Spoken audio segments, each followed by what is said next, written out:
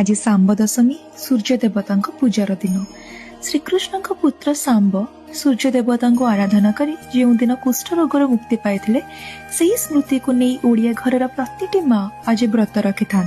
एही दिन सूर्य देवता निकट में विभिन्न प्रकार नैवेद्य पिठापण मध्याह्न समय भोग करा जाए। भोग अर्पण करी माँ सूर्य निकट में निज संतान सुस्थ जीवन प्रार्थना करती।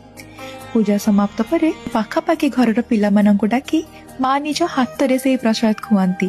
माँ ममता और सूर्य आलोक जेपरि प्रत्येक घर को सुस्थतार भरी दौ से ही प्रार्थना सहित आशीष सिने ओडिशा तरफ आपण समस्त को सांब दशमी बहुत बहुत शुभेच्छा। आज सांब दशमी सूर्य देवता पूजार दिन।